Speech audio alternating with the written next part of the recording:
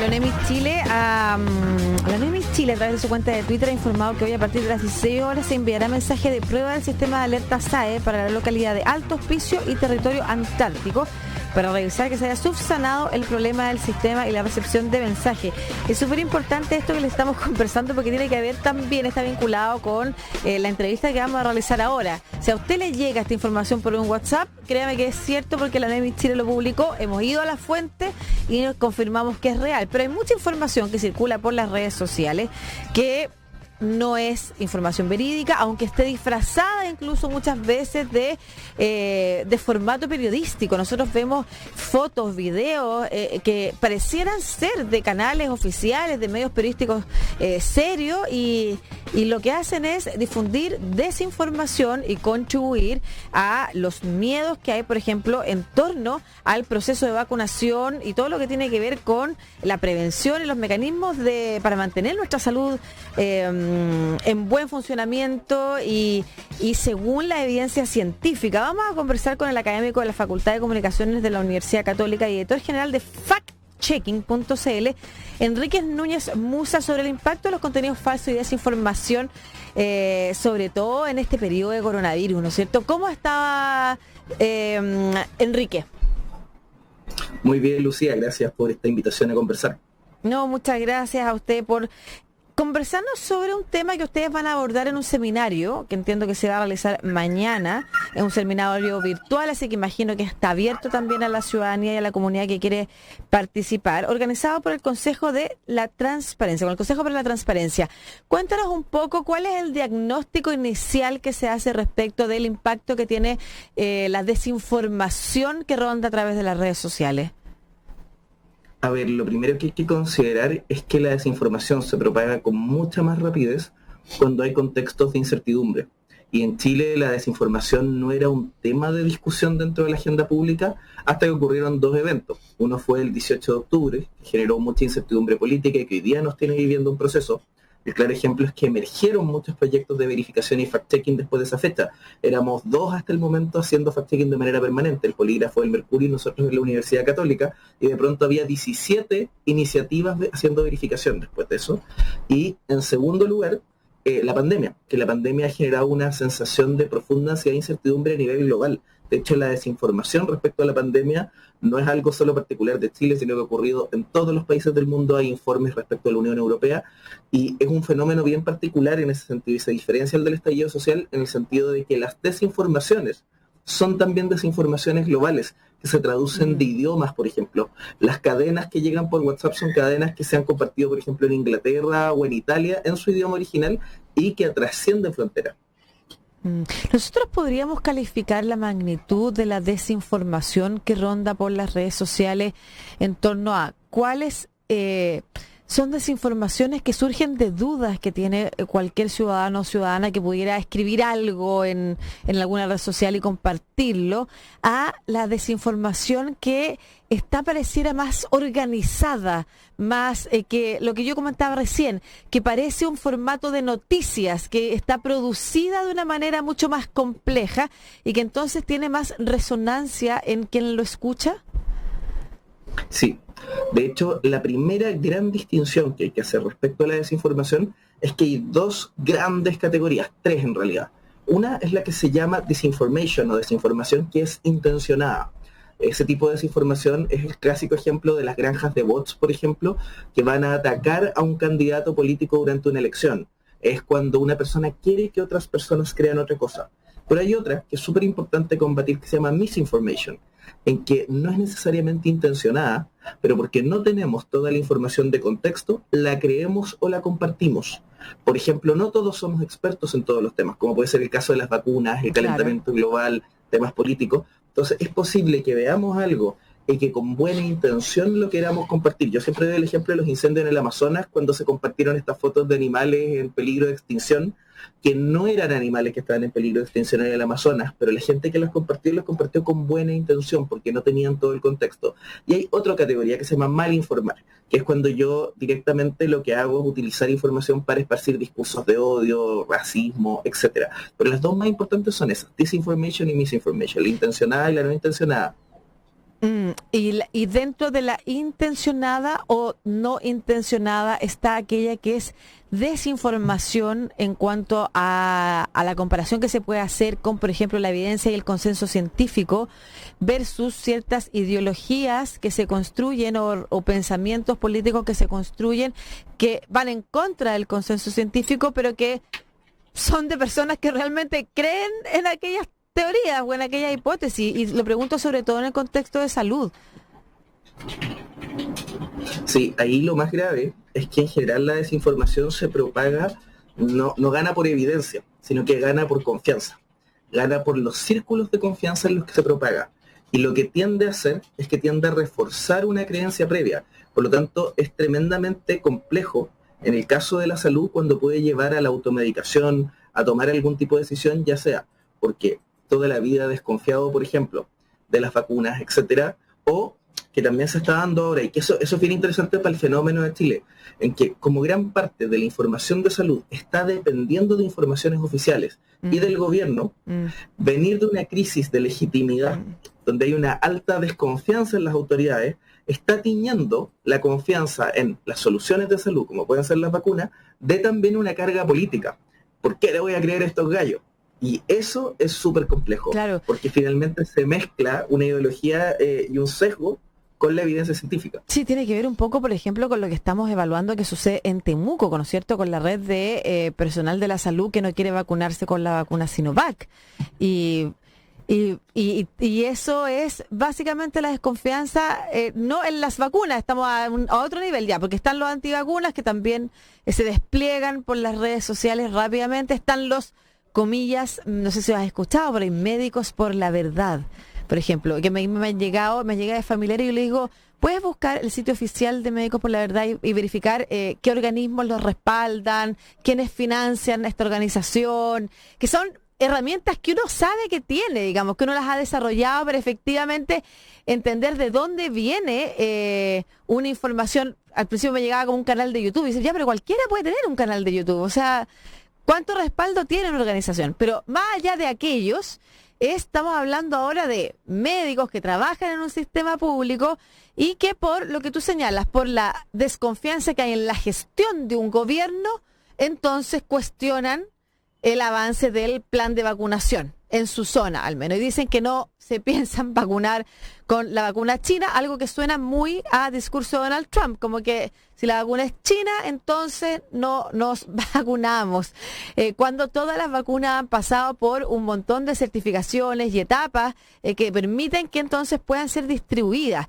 Entonces, ¿cuánto de nuestra adhesión a desinformación o a mala información corresponde a un porcentaje, eso que tú llamabas al principio, de incertidumbre, de desconfianza, que nos permite entonces ser receptores o captores más rápido o adherir más fácilmente a ellas? A ver, mientras más convencido esté yo de un tipo de creencia ideológica, la desinformación más va a tender a confirmarla. Y eso también es interesante, porque se ha descubierto que la desinformación, más que cambiar la percepción sobre algo, lo que hace es reforzarme esa idea. Pero también puede ocurrir que porque yo no tengo toda la información, también tienda a creer ciertas cosas solo porque no manejo todo el contexto, o porque Claro. he tenido, por ejemplo, alguna experiencia personal que me hace hacer una correlación errónea. Entonces se dan los dos fenómenos. Los más graves es el primero, porque en el primer caso no tengo cómo educar a esa población, porque es una población que efectivamente está negada, a partir de un sesgo cognitivo que se llama sesgo de conformidad, a ver la evidencia. Incluso se ha comprobado, se ha hecho a nivel político, hay unos estudios que muestran que cuando yo los enfrento a evidencia, lo que hacen es buscar algún relato o alguna narrativa que les genere una lógica personal y no lo van a querer creer. Claro. Por lo tanto, donde más hay que apuntar es a la otra población, a la que no tiene todos los antecedentes de contexto y de repente le llegan estas cosas y por miedo decide, por ejemplo, no vacunarse, porque le llega un WhatsApp así terrorífico y a ellos hay que, sobre todo, incitarlos a lo que dices tú, ir a buscar los hechos, buscar en Google. Hoy día tenemos una cantidad de herramientas y de información válida disponible que ojalá hubiéramos tenido hace 20 años atrás. Entonces, eso es fundamental. Esa población es clave, porque con esa población podemos trabajar. Claro, porque efectivamente la otra es la que empieza ya para negar la evidencia, es la que uno conoce como la conspiranoia, ¿no es cierto? Que es como ya empiezas a darle unas vueltas que justifican, y es muy increíble eso, porque eres capaz de creer cosas realmente locas, o sea, realmente fuera del sentido común, antes de aceptar que hay cierta evidencia o cierto consenso. Pero mi pregunta es como bien, es casi, yo necesito hacer como una analogía, no sé si es posible hacerla, porque quizás el fenómeno es mucho más complejo, pero trato de dibujar patrones y pienso si nuestro cerebro tiene o nuestra capacidad de entendimiento, comprensión, tiene un 100%, es un 100%, ¿cuánto de ese porcentaje es permeable, influenciable, vulnerable a la mala información o a la desinformación? No sé si existe así como un estudio que te diga cuánto del cerebro, pero sí lo que es importante es que hay que tener en cuenta que acá la neurociencia es clave a partir de dos sesgos.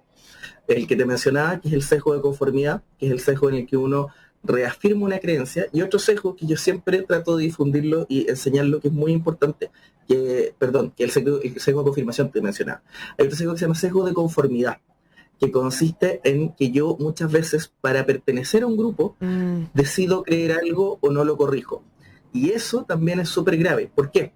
Porque se ha demostrado, y de hecho está en la historia de cómo se introdujeron las vacunas al mundo occidental, que cuando yo tengo a una persona que comparte varias creencias conmigo en otros temas, esa es la persona que puede meter evidencia y verdad dentro de una discusión donde hay desinformación. Por lo tanto, el sesgo de conformidad es el que hay que combatir muchas veces. Porque si yo logro introducir a una persona en un grupo y en esa persona hay confianza y esa persona tiene la evidencia, esa es la persona que puede empezar a corregir ese grupo y que puede empezar a entregar nuevas herramientas. Sería importante, antes de avanzar en cómo combatir y dar datos prácticos, porque efectivamente, como tú decías, hoy podemos contar con herramientas, y a mí me toca también, o sea, la capacidad de hacer análisis crítico de un discurso es una habilidad que se desarrolla también a partir del estudio también de muchas materias, y hay otras que tienen que ver con estos sesgos que uno ha construido a lo largo de su trayectoria de vida. Pero antes de eso, para saber por qué es importante hacerlo, sería importante también poner sobre la mesa cuánto daño puede hacer la desinformación o la mala información, cuánto daño nos puede hacer a nosotros o a otros, e incluso terminar golpeándonos de todas maneras, porque ya sea en el ámbito político, en el ámbito salud en el que estamos conversando, lo que le pasa a otro y lo que le pasa a otros en el mundo incluso termina impactándonos de todas maneras. Entonces, ¿se han hecho estudios o tienes casos en los que tú nos pudieras mostrar cuánto daño efectivamente hace la desinformación? Sí, porque lleva a actuar, sobre todo cuando son temas sensibles. Hay casos, por ejemplo, respecto a las torres de 5G, que supone que estas antenas, la conspiración decía que bajarían las defensas de las personas y por eso serían más propicias a contagiarse el virus. Gente que fue a botar estas antenas de 5G y terminaron accidentados. Hay un caso en la India también bien emblemático, en que por seguir una desinformación, no me acuerdo ahora cuál era la conspiración particular, pero murieron como 5 personas. Hay lo que pasó en Estados Unidos hace poco en el Capitolio. Yo creo que ese es uno de los ejemplos políticos que van a pasar a la historia como uno de los casos más emblemáticos de desinformación. Es decir, ahí teníamos un montón de personas que estaban convencidos que la elección presidencial había sido fraudulenta y ellos estaban actuando en función de salvar la democracia. Esa era su convicción, cuando en realidad lo que estaban haciendo era lo que algunos calificaron casi como un intento de golpe de Estado. Entonces, la desinformación sí lleva a acciones, porque la información es la que nos permite tomar decisiones. Si yo valido la desinformación como la información para mis decisiones, evidentemente que termino eliminando espacios de convivencia, se desaparecen los mínimos comunes de conversación, que finalmente eso es lo que construye una democracia y una ciudadanía. Se supone que nuestros mínimos comunes nos permiten tener argumentos diferentes, pero cuando estamos peleando por verdades diferentes, desaparece la opción de dialogar, y eso sí que es tremendamente grave. Sí, estaba pensando en esta idea en los 2000, ¿no es cierto?, que había sobre lo democratizador que iba a ser Internet en torno, te ríes ya solo cuando lo planteo, en torno al acceso a información y cuánto las redes sociales también iban a contribuir a distribuir el micrófono. Hoy, ¿es posible determinar si las brechas de acceso a buena información han aumentado o han disminuido? Hoy la población está más separada aquella que tiene acceso a información que aquella que está siendo mal informada, que es súper importante eso, porque no es solo desinformación, está siendo mal informada, o más personas, más ciudadanía ha tenido la posibilidad de acceder a buena información? Mira, de hecho es bien interesante porque está la estadística que en el área que investigo yo, que son los estudios de periodismo, a principios del 2000 y sobre todo ya en 2010, todos los papers e investigaciones eran sobre lo increíble que es Internet, al punto en que se pensaba que iba a desaparecer el periodismo. ¿Para qué necesitamos periodismo si hoy día toda la gente puede publicar lo que quiera y cuando todo el mundo tenía un blog, que ya es una cuestión que no se ocupa porque hoy día Facebook ha reemplazado eso, y hoy día al revés? Todos los estudios son sobre cómo Internet incentiva los populismos, la polarización, etcétera. Si tú me preguntas para verlo con perspectiva, yo creo que esto es súper lógico dentro de la historia de los medios y creo que es una etapa natural y que va a evolucionar de la siguiente manera. Te doy el ejemplo con la televisión. Cuando partió la televisión había mucho entusiasmo con la tecnología.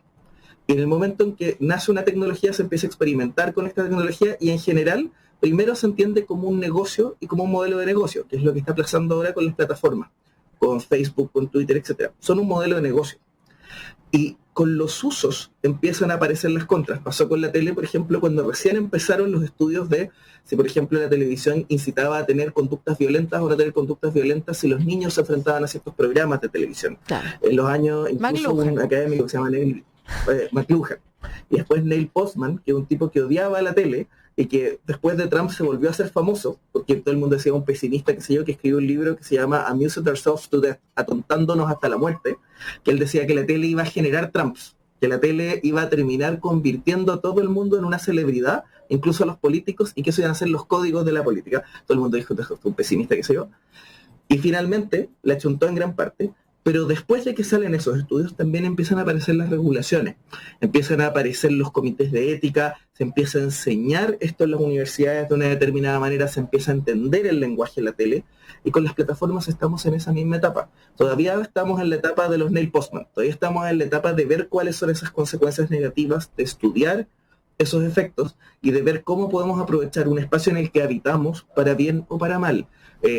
Hoy día nosotros estamos conectados por internet y yo te estoy dando esta entrevista desde mi casa, por lo tanto, de alguna manera las plataformas sí también permiten mucha conexión y sí permiten mucha información valiosa. ¿Cuál es el tema? El tema está en cómo generamos regulaciones que, por un lado, tal como se ha hecho con los otros medios, permitan la libertad de expresión, pero que de alguna manera nos sirvan para convivir mejor. Y recién estamos ahí.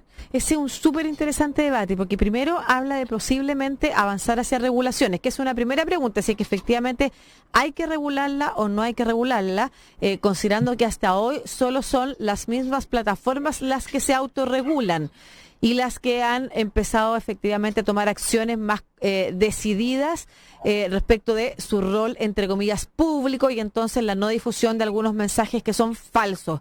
Y nosotros vimos cómo efectivamente muchas redes sociales bloquearon el acceso a difundir información por parte del expresidente norteamericano Donald Trump. Lo grave de eso es que son regulaciones que pone un privado. No son regulaciones de consenso común, no son regulaciones de una discusión o surgidas del debate de una política pública, de una nueva ley, de una nueva norma. Y lo otro que me parece interesante es que estamos hablando de regulaciones que probablemente tengan que ser a nivel global, que eso también es nuevo. O sea, porque hay cosas que efectivamente se pueden o se podrían regular dentro de cada país, pero estamos hablando de un problema global que se genera por una plataforma que tributa en algún lugar específico, que se relaciona, con la que se relacionan ciudadanos de distintos países. Cada país tiene su propia norma, pero el impacto de la red, y debiera también de repente pensarse sobre como un fenómeno global. Es un poco como los derechos humanos, son derechos emergentes también, están en la categoría de los derechos emergentes. Nosotros estamos en un pleno proceso constituyente y hablamos mucho de los derechos que nos faltan porque estamos súper al debe con derechos que garanticen nuestra vida digna, ¿no es cierto? Pero resulta que está todo el tema de los derechos emergentes que poco se habla y que tienen que ver con esto, con inteligencia artificial, con el mundo digital, con el acceso a información también, pero bajo estas nuevas lógicas. ¿Cuál es tu punto de vista respecto de hacia dónde debiera regularse, si es que crees que debiera regularse? Porque hay gente que cree que no debiera regularse esto y que debería la libre expresión estar al servicio y que entre comillas, como muchas veces lo hemos escuchado, terminará regulándose solo. Yo soy de la postura de que estas no son solo empresas tecnológicas, sino que cumplen muchas funciones de las que cumple un medio de comunicación. Más allá de que el contenido lo generamos en gran medida nosotros. Y como empresas privadas, la regulación que amerita es la regulación que merita una empresa privada dentro de cualquier estado. ¿Cuál es el tema? Es súper interesante lo que tú dices, porque son empresas nacionales, es decir, son la mayoría empresas estadounidenses, pero de alcance global, aunque la mayoría tributa en Irlanda, que eso es lo más interesante, porque es donde pagan menos impuestos. De hecho, ahí está como el segundo Silicon Valley, particularmente en Dublín. Si no me equivoco, hay varias oficinas de estas empresas porque les sale más barato pagar impuestos. Pero, ¿por dónde creo yo que va esta regulación? A mí me parece que el mejor modelo es el modelo de la Unión Europea, porque hay que tener cuidado. Por ejemplo, en estados con más control, como fue el caso de Arabia Saudita, la regulación a las plataformas se ha utilizado para ejercer censura. Claro. Y eso también es complejo. Cualquier persona que publica algo que esté contra lo que quiere el gobierno, eso se termina finalmente castigando con unas penas así brutales, de cárcel, etcétera. Si yo, por ejemplo, me creo un perfil falso, o me cambio el nombre del perfil porque quiero usar un seudónimo, eso ya tiene pena de cárcel. Y eso me parece extremo y no tiene ninguna lógica. Totalmente. No tiene sentido, porque es netamente para controlar los discursos. Pero ¿qué hace la Unión Europea? La Unión Europea tiene regulaciones en dos líneas, donde además cada país tiene las propias. La primera es una regulación de mercado, que es lo mismo que ocurre, por ejemplo, que no siempre se practica como debería, pero que debería ocurrir en Chile, por ejemplo, con las leyes antimonopolio respecto a los canales de televisión y a las radios. Es decir, la cantidad de plataformas y de usuarios que puede tener una empresa dentro de un país debería permitir que entren otros actores que puedan tener esa misma cantidad. Es decir, que no haya un monopolio que maneje toda la información y todos los datos de los usuarios, porque se le está dando mucho poder. Esa es la primera regulación base que se establece a partir de las legislaciones. Y la otra tiene que ver más con una regulación de convivencia en que la lógica de la Unión Europea tiene mucho sentido. Es como, no deberías poder hacer en una red social nada que no podrías hacer en la vía pública en la calle. Si todo alguien en la vía pública en la calle lo empiezas a insultar y lo empiezas a agarrar a combo, eso es un delito. ¿Por qué debería ser distinto dentro de este espacio? Es decir, traducir lo que implica una legislación de convivencia natural dentro de estos espacios. Y interesantemente lo que han hecho estas plataformas es que a partir de estas legislaciones han ido adaptando sus políticas. Y también hay casos específicos que tienen que ver con contextos particulares, como por ejemplo los contextos electorales, que eso ya está regulado, por ejemplo, en Argentina y también en la Unión Europea, en que se exige, por ejemplo, que es lo mismo que le exigen a un candidato a la hora de hacer publicidad pagada en televisión o en la radio, que transparente cuánto invirtió dentro de estas plataformas.